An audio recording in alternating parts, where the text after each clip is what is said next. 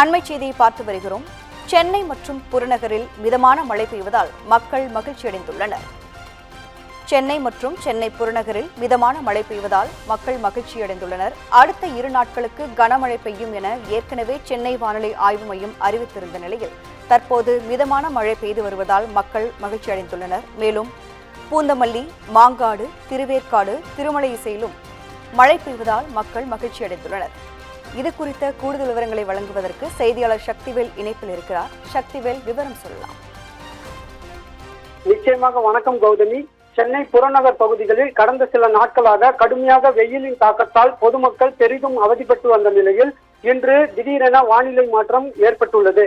ஆவடி, அம்பத்தூர், கொரட்டூர், புதூர், திருநின்றவூர், பட்டாபி நகர், திருமுல்லைவாயில், மாங்காடு உள்ளிட்ட சுற்றுவட்டார பகுதிகளில் கருமேகங்கள் சூழ்ந்து பலத்த காற்றுடன் கனமழையானது பெய்து வருகிறது. திடீரென பெய்த இந்த கனமழையால் வெப்பம் தணிந்து அப்பகுதியில் குளிர்ச்சியான சூழல் நிலவுகிறது. நீண்ட நாட்களாக வெயிலின் தாக்கத்தால் சிரமப்பட்டு வந்த பொதுமக்கள் தற்போது மழை பெய்து வருவதால் மகிழ்ச்சி அடைந்துள்ளனர். அதே நேரத்தில் தாழ்வான பகுதிகளில் மழைநீர் தேங்கியதால் வாகன ஓட்டிகளும் சிரமத்திற்கு உள்ளாகி உள்ளனர். முக்கிய சாலைகளில் போக்குவரத்து நெரிசல் ஏற்பட்டுள்ளதாகவும் தகவல் கிடைத்துள்ளது. மேலும் பலத்த காற்றுடன் கூடிய கனமழை பெய்து வருவதால் ஆவடி மற்றும் அதன் சுற்றுவட்டார பகுதிகளில் சில இடங்களில் மின்சாரம் துண்டிக்கப்பட்டுள்ளதாகவும் தகவல் கிடைத்துள்ளது.